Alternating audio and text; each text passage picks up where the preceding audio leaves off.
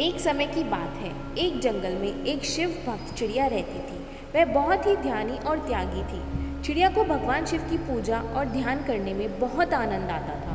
वह हर दिन मंदिर के पास उड़कर शिवलिंग पर फूल चढ़ाती थी और ध्यान में लीन हो जाती थी। चिड़िया की ईमानदारी और शिव भक्ति की खबर बहुत दूर दूर तक फैल गई। एक दिन एक साधु महात्मा जंगल में आए और वहाँ के जानवरों को भगवान के बारे में सिखाने के लिए एक सभा बुलाई। जब चिड़िया ने यह सुना तो वह भी उस सभा में जाने का निर्णय लिया। वह अपने पंख फैलाते हुए सभा की ओर उड़ने लगी, लेकिन जंगल में रहने वाले अन्य पक्षी चिड़िया की यात्रा को देखकर हंसने लगे। उन्होंने कहा, अरे चिड़िया, तू कैसी चली जा रही है सभा में? तू तो सिर्फ अपने लिए फूल चढ़ाने और शिवलिंग पर ध्यान करने के लिए ही जाती है। चिड़िया ने कहा, हाँ, मैं शिव भक्त हूँ और मैंने सोचा है कि यदि मैं इस सभा में जाऊँ तो मैं भगवान की कथाएं और मंत्रों को सुन सकूँगी और अधिक उनके बारे में जान सकूँगी, सीख सकूँगी। मेरे लिए यह एक अद्वितीय अवसर है जब मैं अपनी भक्ति को और गहरा कर सकती हूँ। चिड़िया के जवाब से अन्य पक्षियों को बहुत ही आश्चर्य हुआ। वे सोचने लगे कि शायद चिड़िया सही हो सकती है और शिव भक्ति के माध्यम से कुछ नया सीखने को एक अद्वितीय तरीका हो सकता है।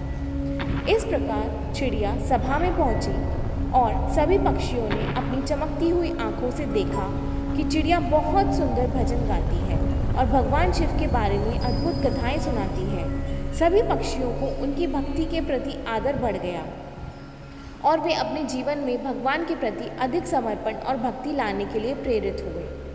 इस अनोखी कहानी से हमें यह सीख मिलती है कि भगवान की भक्ति केवल एक माध्यम से ही नहीं की जा सकती है, बल्कि भक्ति का अनुभव हमें अन्य तरीकों से भी मिल सकता है।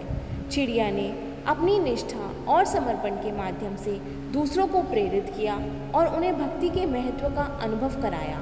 इस कहानी से हमें यह संदेश मिलता है कि अपनी भक्ति को सीमित ना करें, बल्कि उसे दूसरों के साथ साझा करें और सबको इंस्पायर करें।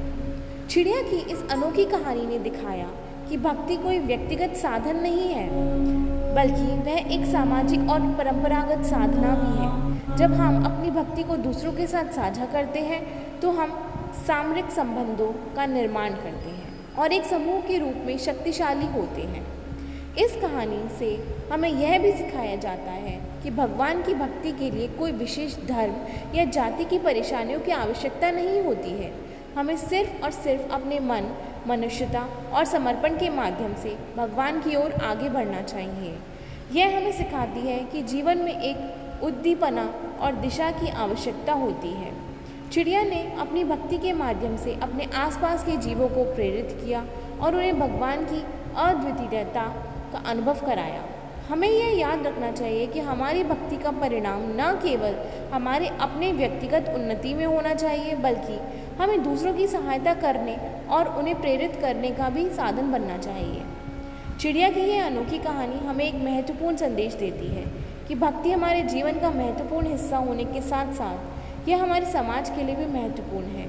हमें भगवान की प्रेम और समर्पण की भावना के साथ जीने की आवश्यकता है और इसे दूसरों के साथ साझा करने के माध्यम से हम समर्थ, संयुक्त और प्रभावी बन सकते हैं।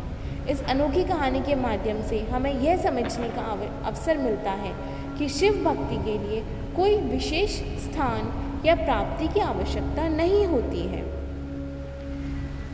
तो दोस्तों, अगर आपने इस कहानी से कुछ शिक्षा ली हो तो प्लीज़ हमारे चैनल को लाइक, शेयर और सब्सक्राइब कीजिएगा। धन्यवाद।